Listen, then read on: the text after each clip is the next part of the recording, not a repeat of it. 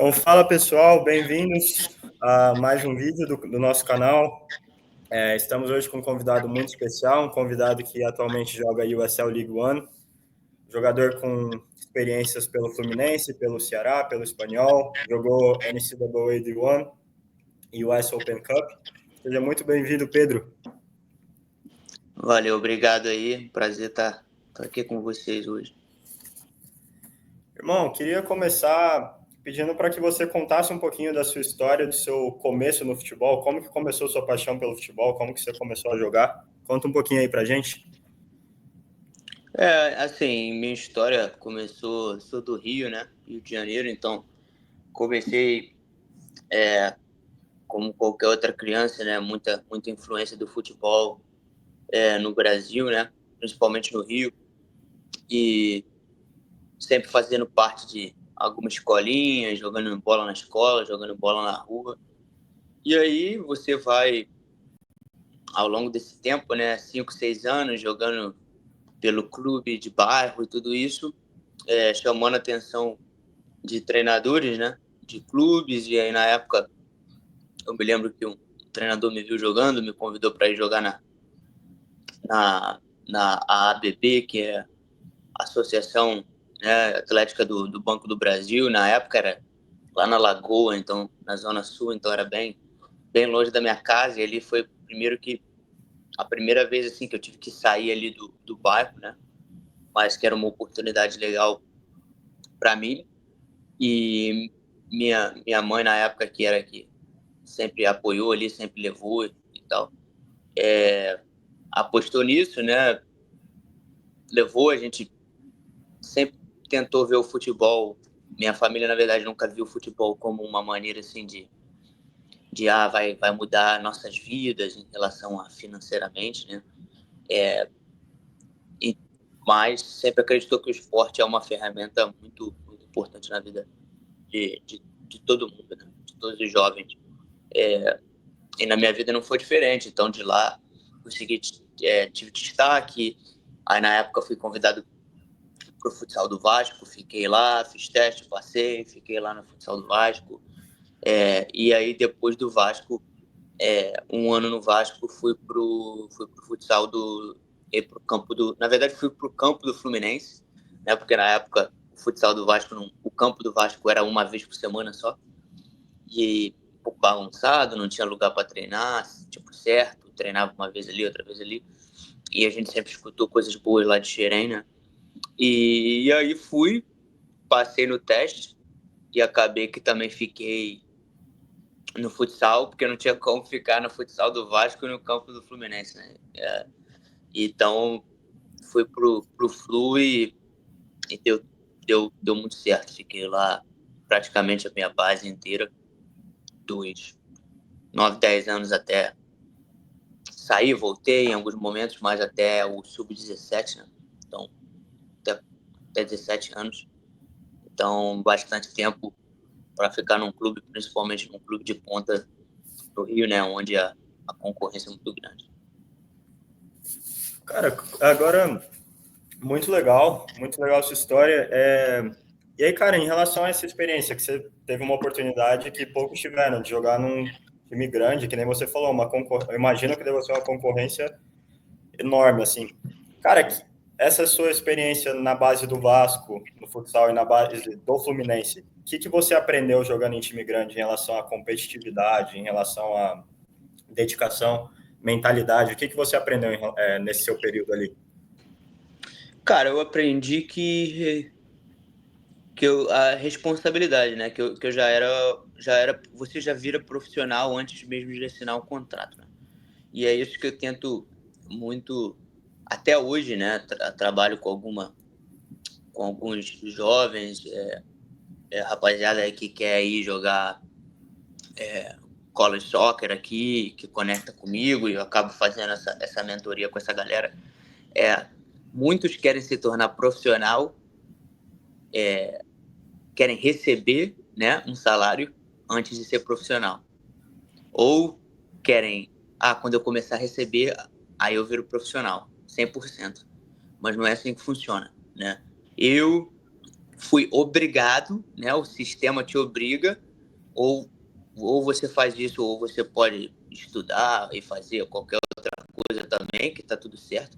Mas na época, a competitividade que é ali, que é por idade, né? Vamos botar sub-13, tem 15, 20 jogadores ali e tem 100, 150 fazendo teste toda semana para tentar entrar no time, e para um entrar no time, alguém do time tem que sair, tem que ser dispensado, né? Então é uma competitividade muito grande, então você tem que se tornar profissional antes mesmo de você receber nenhum salário, né? Então, isso foi um pouco do que eu aprendi meio que sem perceber, né? Porque você só vai ali é tudo muito natural, mas treinando todo dia, né? Aquela combinação de campo e futsal. Final de semana também não tinha vida. Nunca existiu, né, cara? Eu provavelmente não fui numa festa assim de aniversário de algum amigo, alguma coisa assim, né? Praticamente até quando eu tinha, sei lá, 16, 17 anos. Porque antes disso era muito jogo, era concentração para jogo, não tinha meio que vida social, né? Vamos colocar desse tipo. E na época também, né, Facebook, Instagram, essas plataformas digitais não eram tanto como era hoje, né, para conectar pessoas. Então era meio que uma vida ali voltada para o futebol. E você pode imaginar um jovem, né, uma criança, um adolescente de 14, 15 anos, já tá vivendo uma vida assim, é algo que eu com certeza não me arrependo, porque é o preço a se pagar, né, para estar no nível daquele, e que obviamente abriu muitas portas, mas com certeza essa, sem dúvida, foi assim, o aprendizado que eu tive, né, tendo essa oportunidade. Cara, que legal, assim, é uma coisa que talvez muita gente não fala, né, cara, assim, eles vêem o jogador ali na TV e tal, e aí tem um preço a se pagar, né, olha o tanto de coisa, agora eu tô vivendo isso aqui também, que eu tô jogando universitário, você vê, é um preço a se pagar, né, se você quiser ir atrás desse sonho mesmo, né, ficar longe de família e tal. E aí, cara, dando continuidade aqui, após esse período seu na base do Fluminense, qual que foi seu próximo passo, o próximo passo da sua carreira, qual que foi? Então, eu na época estava lá no Flu, né, tive um momento quando eu tinha 15 para 16 que eu fui lá na Espanha e tal, numa situação que, que foi muito legal para mim, né? Na época tive a oportunidade de estar treinando com o time tops lá e aprendendo uma cultura diferente. Fiquei lá um ano, não poderia assinar um contrato, né? Profissional pela minha idade também, porque na época não tinha os papéis europeus, então acabei voltando, mas fiquei praticamente lá, fiquei um ano lá, né, na Espanha, e foi algo que, assim, experiência de vida, foi algo que mudou, assim, minha mentalidade em relação a muitas coisas, né. E aí voltei pro Fluminense mesmo, fiquei lá, e aí o momento quando eu saí mesmo foi naquela transição de juvenil, sub-17 para os juniores, né, que eu virei primeiro ano de juniores, senti naquele momento ali que não me ofereceram um contrato profissional e que ia ficar meio que ali largado, né, como acontece com muitos, né, porque sobe para os juniores, ali tem, vamos botar na minha época, 95, 96, 97, e quase, vamos botar aí, mais de 50, 60 jogadores, só 20 e pouco podem ir para a copinha, né, acabei não sendo um dos escolhidos e falei, cara, eu não quero ir para outro lugar, quero ter oportunidade de seguir jogando e tal, porque no Sub-17 joguei bastante. E aí na época fui pro Ceará. Fui pro Ceará, fiquei lá alguns meses, foi uma experiência legal. Obviamente que a estrutura não era a mesma, né? Na época o Ceará estava na segunda e foi algo assim bem diferente para mim. Fiquei lá um tempo, mas aí acabou que as coisas também não estavam acontecendo da maneira como eu gostaria. Estava jogando, aí mudou o treinador, passei a não jogar tanto. E aí tive a oportunidade de ir lá para Portugal. Fiquei lá também alguns meses antes de vir aqui para os Estados Unidos. Situação praticamente a mesma. Foi oferecido um contrato, mas salário bem baixo. Ia ser um pouco complicado de ficar lá. Então, um amigo meu já tinha vindo para os Estados Unidos e me ofereceu a oportunidade de vir também. Na época não era profissional, era só academy, né? Mas foi assim, foi a maneira que eu tive para abrir essas portas, abriram para mim de vir para os Estados Unidos, que a gente sabe que não é fácil entrar aqui, né? Nesse mercado, principalmente se você não vem direto para uma faculdade, né? Cara, você mencionou essa sua passagem pela Europa. Aí me corrija se eu estiver errado. Você jogou pelo Espanhol e pelo Marítimo lá, né? Na Foi? verdade, eu fui para jogar com eles, né? Só que estive lá, joguei no Espanhol, por exemplo, não consegui jogar nenhum jogo oficial, estive lá no início, mas aí tive que fazer essa transição para outro time, porque só ia poder ficar treinando lá, né? Uma história foi contada, acaba lá que chega lá, não é realmente o que te falaram, né? E aí, só depois que você tá lá que te explicam, olha, você é brasileiro, não tem papel europeu, a gente gosta, mas vai ter que ficar aqui até 18 até poder assinar um contrato profissional. Pô, tinha nem 16 ainda, ia completar 16, então uma longa jornada, uma longa estrada pela frente, né? E acabei indo meio que emprestado assim para outros clubes menores, que também, cara, o nível é muito bom, foi algo bom para mim, pude jogar, né? Estive lá jogando e tal. Com 16 anos cheguei a fazer uma pré-temporada com um time profissional mesmo, primeiro time, acho que era da 4ª divisão. E cara, nível muito forte, cara, nível acima, tá jogando contra homem já não tem mais garoto, e foi algo que, assim, me ajudou bastante. E em Portugal, história similar, né, só que eu já tinha 18 na época, então eu falei, pô, vou pra lá. E aí fui, só que quando tu chega lá, né, cara, a estrutura, eu esperava bem mais, né, do Marítimo na época, porque era 18, mas não era com profissional, era com juniores ali, né, e, pô, a estrutura não era o que eu esperei. E aí foi oferecido uma oportunidade, um contrato, mas na época, sei lá, era 400, 500 euros, mais moradia. Então, tipo assim, ia praticamente assim, sobreviver, né?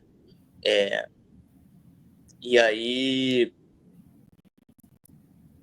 poderia acontecer, mas também não poderia, mas naquela época eu já estava meio que a cabeça feita, cara, acho que se eu for para os Estados Unidos eu vou conseguir me dar bem, o mercado lá é um pouco diferente, tem muitas oportunidades, né? Tem faculdade, tem isso, tem futebol profissional e tal, e aí abracei essa ideia e vim. E não me arrependo, assim, para ser sincero, porque eu acredito, cara, que independente da idade que você assina, né? Hoje, por exemplo, assim, não vou dar muito detalhe, né? Mas eu tive oportunidade já, e agora também livre no mercado, que chegaram coisas para mim na minha mão para voltar para o Brasil, por exemplo, para jogar profissional, até a Europa mesmo, situações aí que estão na mesa para estou avaliando. Então você vê que o futebol é dinâmico. A verdade é você estar jogando em algum lugar e indo bem, né? Que o futebol hoje, cara, com transfer market, tudo isso, todo mundo está conectado em todos os lugares, né? Não tem mais lugar assim que tu joga e fala, porque lá o cara sumiu. Quantas vezes você vê nego sumir aí, vai para a China, vai para não sei aonde para ganhar dinheiro, daqui a pouco volta para um mercado, né, que tem os holofotes de novo, simplesmente porque esse é o futebol hoje, cara. Já não tem mais isso de o cara foi para lá e desapareceu. Muito, muito difícil um cara sumir, só se o cara for para o mercado e não jogar. Mano, muito legal a sua história, cara. Muito legal mesmo. Assim, você conta a realidade mesmo, mano. Que legal. Cara, agora vamos falar agora dos Estados Unidos aqui. você já tinha tido uma experiência com, que nem você mencionou, com treinando com um time profissional na Europa e tal? Você tinha tido essa experiência jogando na base do Fluminense? Cara, como que foi para você a transição do universitário para o profissional aqui? Você teve alguma dificuldade? Conta pra gente um pouquinho sobre isso.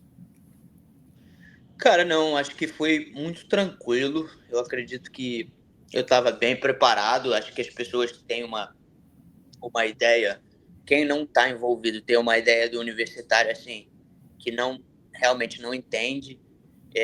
Eu tive a oportunidade de jogar lá 4 anos no Louisville, University of Louisville, ACC. Quem jogou, quem acompanha sabe que o nível é bem alto. Você vai encontrar jogadores lá que ou fizeram.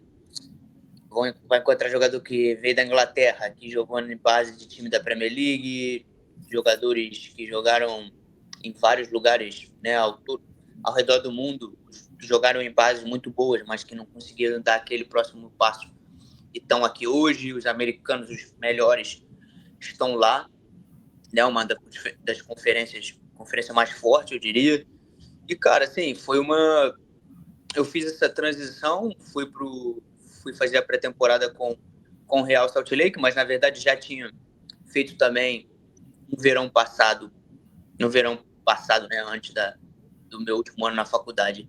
Tinha treinado lá um tempo com o Galaxy, e, cara, né, assim, muito similar, né? Acredito que, obviamente, o nível técnico é acima, o nível físico é acima, mas eu acredito que eu estava bem preparado, né? Eu vinha jogando pela faculdade sempre os 90 minutos, fisicamente estava bem, mentalmente estava bem, tecnicamente eu sempre tive um destaque muito grande, então isso foi algo que eu consegui fazer essa transição e chegar lá e treinar bem, e não ser um cara que, pô, caramba, cara, esse nível aqui é diferente. Não, assim, de treinar e de ser um dos melhores tecnicamente ali.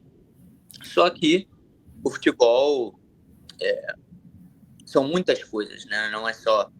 O mais importante é você estar preparado, né? Porque aí você não tem nenhum tipo de arrependimento.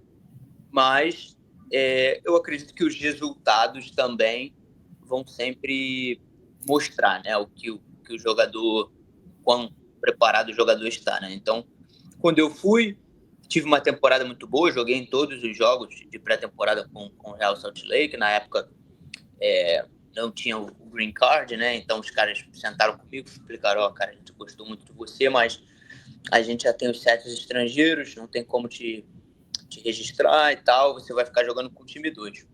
Os primeiros 4 jogos com o segundo time eu fiz 4 gols, tava bem, terminei a temporada lá como MVP do segundo time, fiz minha parte, né?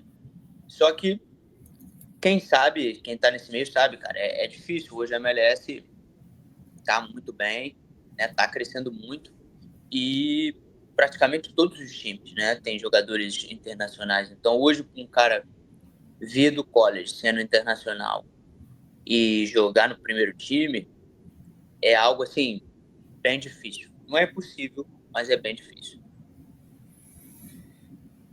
Cara, cara, assim, muito legal mesmo, assim, uma coisa que eu tô tirando, assim, muito da sua jornada é essa competição, né, cara, assim, uma coisa que eu anotei aqui muito legal é que fazer a sua parte, né, porque muitas vezes a gente pensa, a gente vai, cara, vou vir para os Estados Unidos, vai ser fácil, não, você está competindo com gente do mundo inteiro, e aí quando você faz sua parte, as coisas vão fluindo, você tem que se destacar, independente de onde você tá, né, isso é uma coisa que eu tirei de você até agora.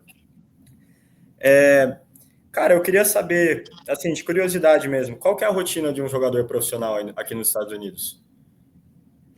Cara, assim, hoje você, assim, um pouquinho da minha rotina, né? Eu acordo cedo, né? Faço café da manhã aqui, faço meu café, vou pro treino, né? Vai, treina, né? Toma o teu banho e tal, vai no clube, almoça. E depois disso, praticamente, cara, o teu dia aí vai depender, né, de cada um, né? Eu hoje tenho uma filhinha aqui de 3 meses, então volto para casa, ajudo minha esposa aqui com as coisas, né? Também tomar conta dela, faço minhas coisas aí, e aí vai depender muito de cada um, né? De o que as pessoas fazem no tempo livre. Mas, cara, eu diria que é bem tranquilo, assim, em relação a é meio que o trabalho dos sonhos, né? Porque você praticamente tem na parte da manhã as suas atividades com o clube, né? Eu diria, vamos botar aí das 7 até meio-dia, 1 da tarde, você tá ali com o clube, fazendo as atividades, fazendo tudo que tem que fazer. Mas depois disso é bem tranquilo, né? Obviamente você recebe para jogar, você faz o que você ama, né? Tá ali jogando bola, mas você é profissional. Mas eu diria, cara, claro que você pode fazer ali faz uma academia, um dia ou outro ali com o time, ou não sei e tal, mas é,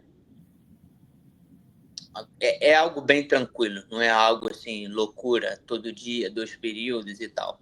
Mas é aquela história, como a gente tinha falado, né?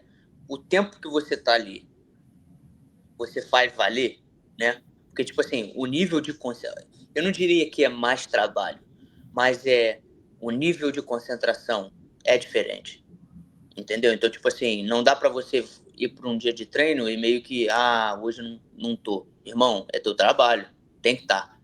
Então, tipo assim, normalmente os caras que não conseguem estar sempre focado todo dia ali, né? Hoje eu tô com uma dor aqui, uma dor ali. Beleza, mas o treino começou, você já tá ali focado. Essa é a grande diferença, entendeu? Não vai mudar muito do college ou do profissional. Vai ser uma hora e meia, 2 horas máximo de treino, mas que aqui você tem que estar 100% focado ali, né? Fisicamente, sempre cuidando do teu corpo, né? Você consegue, ao longo do tempo, né? Você consegue identificar, principalmente uma temporada que é tão longa aí, de fevereiro até outubro, novembro, você consegue identificar os jogadores que estão se cuidando, né? Que não estão saindo, que não estão bebendo, que não estão que acaba um jogo, já está focado na recuperação, já está focado para o próximo jogo. Isso você consegue, talvez não no primeiro mês, mas o ano vai passando, você consegue, porque os jogadores começam a se recuperar bem, né? Outros nem tanto. As lesões musculares, principalmente, começam a afetar. Então, essas são as coisas, né? Você meio que passa ali, vamos botar ali 4, 5 horas do teu dia dedicado ao futebol, e depois disso meio que tá livre, só que na verdade você tá sempre pensando no futebol, né? Você tá sempre pensando no próximo dia de treino, coisas para recuperar, para estar melhor para o próximo dia. E isso, né? Eu acredito que o mais importante, Matheus, que eu gosto sempre de passar para a galera é que se você pode criar esses hábitos o mais rápido possível, né? Se você está no college e você já consegue criar esses hábitos no college, você não vai sentir tanta diferença. O problema é que muita gente quer criar esses hábitos quando já é tarde demais. Cheguei no profissional, agora sim, que eu recebo para jogar, agora eu vou viver o futebol. Muito tarde. Até porque muitos nem conseguem receber essa oportunidade porque já não conseguiram ser destaque antes. Então você tem que tentar criar esses hábitos. Eu criei esses hábitos no college, né? Então os anos foram passando e eu notei que, cara, isso aí funciona. Cara, não tô mais me machucando. Tô jogando todos os jogos, tô jogando todos os minutos. Tô fazendo mais gol, as coisas estão acontecendo mais para mim. Por quê? Não é coincidência, né? É o cara ali tá se dedicando 100% ao futebol. E aí você imagina Cristiano Ronaldo, Messi, esses caras aí que estão tanto tempo no topo do topo, né? O quanto mais que esses caras fazem e a qualidade com que eles fazem. Irmão, da hora demais, irmão. Cara, muito legal sua mentalidade, muito legal mesmo. Assim, eu tava conversando com o nosso último cara que a gente entrevistou, ele tá jogando segunda divisão aí nos Estados Unidos. Assim, a gente conversando com vocês, a gente entende por que vocês chegaram até onde vocês chegaram, assim, muito parte dessa mentalidade. É muito legal estar ouvindo isso, assim. Cara, deixa eu. Agora eu preparei uma dinâmica aqui para a gente acabar. São 3 perguntas rápidas. A primeira delas, qual que é o maior aprendizado da sua carreira? Essa pergunta é boa. Se tivesse que escolher um, Cara, uma coisa que mudou, que você aprendeu, que assim mudou sua mentalidade, e tudo. eu acredito que uma das coisas assim, que eu aprendi ao longo desse tempo é que a gente não tem muito controle sobre os eventos que vão acontecer, né? Os eventos que vão acontecer durante a nossa vida, a gente não tem muito controle, mas a gente tem o controle em como a gente responde a esses eventos, né? Então, a partir do momento que algo acontece na tua vida, se você responde de uma forma positiva, o que chamam aqui de outcome, né?